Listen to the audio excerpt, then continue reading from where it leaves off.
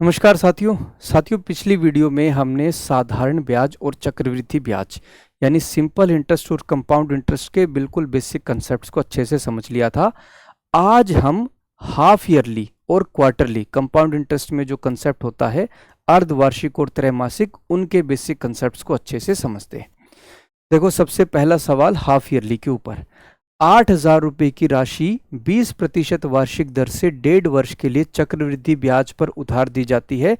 जब ब्याज अर्धवार्षिक रूप से संयोजित होता है तो चक्रवृद्धि ब्याज बताइए और मिश्र धन बताइए। A sum of rupees 8,000 is lent on compound interest for 1:1/2 years at 20% per annum. When interest is compounded half yearly, find the compound interest and find the amount received. देखो, इस क्वेश्चन में प्रिंसिपल यानी कि मूलधन वो तो हमें साफ साफ दिया हुआ है, कितना है 8,000 रुपये, 8,000 rupees.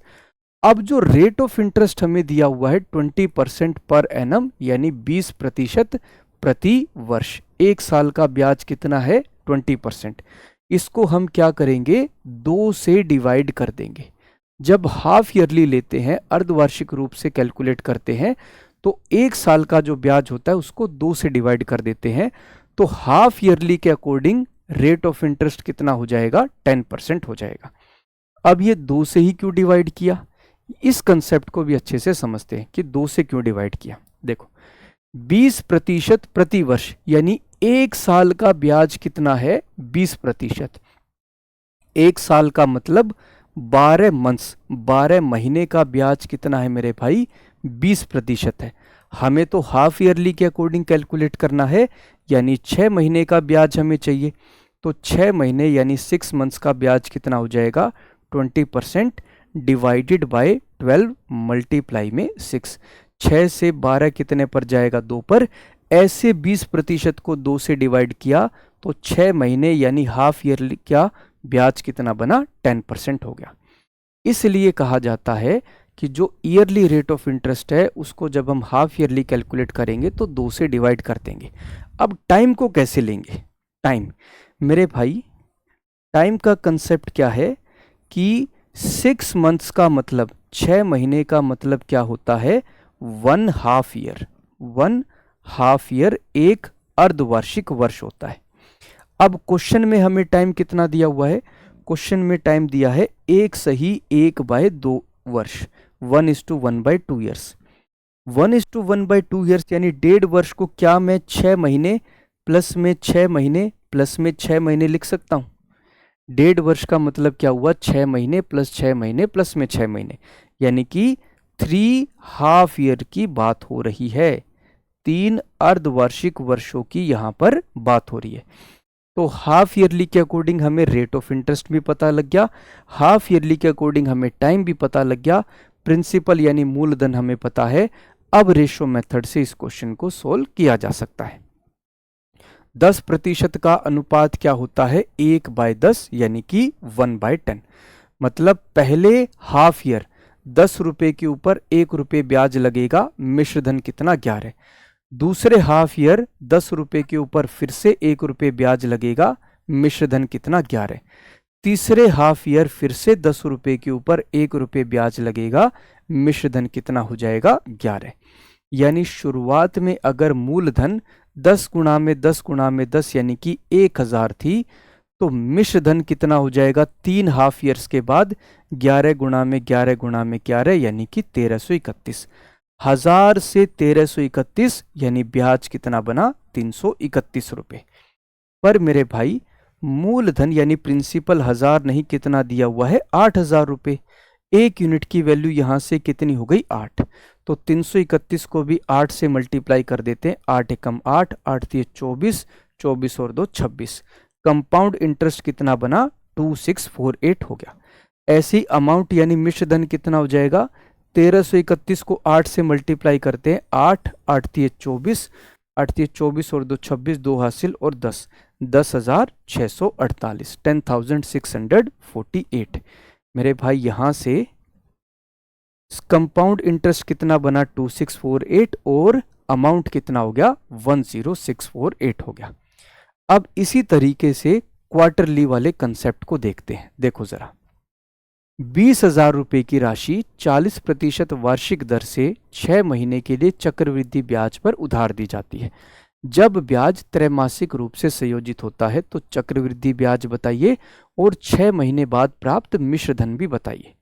A sum of ₹20,000 is lent on compound interest for 6 months at 40% per annum when interest is compounded quarterly. Find the compound interest and find the amount received after 6 months. देखो भाई, इस क्वेश्चन में हमारे पास फिर से principal यानी मूलधन कितना दिया हुआ है, 20,000। चलो ये तो हमारा क्लियर है। अब रेट ऑफ इंटरेस्ट यानी ब्याज की दर प्रतिशत कितनी दी है, 40% पर एनम यानी 40% प्रति वर्ष। जब हम क्वार्टरली कैलकुलेट करेंगे, त्रैमासिक रूप के हिसाब से कैलकुलेट करेंगे, तो एक साल का जो ब्याज दिया हुआ है उसे 4 से डिवाइड करेंगे तो त्रैमासिक यानी तिमाही आधार पर कितना हो जाएगा, रेट ऑफ इंटरेस्ट 10% हो जाएगा। अब फिर से समझते हैं कि हमने 4 से ही क्यों डिवाइड किया। ठीक है भाई, एक साल का ब्याज कितना है, 40%, यानी 12 महीने 12 मंथ्स का ब्याज कितना है मेरे भाई, 40% है। हमें त्रैमासिक, क्वार्टरली यानी त्रैमासिक मतलब 3 महीने का ब्याज देखना है। 3 महीने का ब्याज कितना हो जाएगा, यहां से 40% डिवाइडेड बाय 12 मल्टीप्लाई में 3। 3 से 12 कितने पर गया मेरे भाई, 4 पर। ऐसे हमने 40% को 4 से डिवाइड किया, जो सीधा सीधा आपको बता दिया जाता है कई बार कि भाई आप रेट ऑफ इंटरेस्ट जो ईयरली है उसको 4 से डिवाइड कर लो। तो क्वार्टरली के अकॉर्डिंग रेट ऑफ इंटरेस्ट कितना हो गया, 10% हो गया। अब टाइम यानी समय को हम कैसे देखेंगे मेरे भाई, 3 मंथ्स 3 महीने का मतलब क्या होता है, 1 तिमाही वर्ष होता है।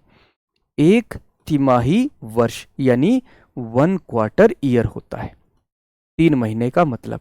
अब क्वेश्चन में हमें ब्याज कितने समय का निकालना है, 6 मंथ्स का निकालना है।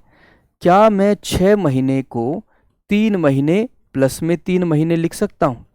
3 महीने प्लस में 3 महीने यानी 2 तिमाही वर्ष हो गए, 2 तिमाही वर्ष, 2 क्वार्टर ईयर्स हो गए।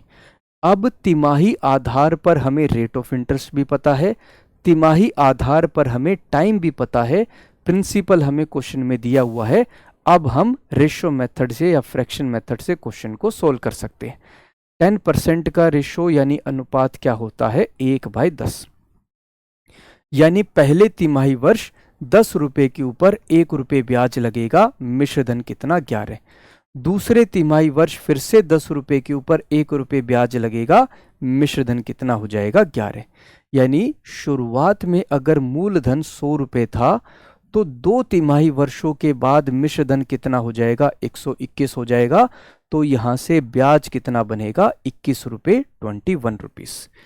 पर मेरे भाई 100 नहीं, मूलधन 100 नहीं है, कितना है, 20,000 रुपए, 20,000। 1 यूनिट की वैल्यू यहां से कितनी हो गई, 200। 21 को भी 200 से मल्टीप्लाई कर देते हैं, कंपाउंड इंटरेस्ट कितना हो जाएगा यहां से, 4200 रुपए। ये तो बना आपका चक्रवृद्धि ब्याज। ऐसे ही 121 को भी 200 से मल्टीप्लाई कर देते हैं, 00242। ये क्या हो जाएगा, अमाउंट यानी कि मिश्रधन हो जाएगा।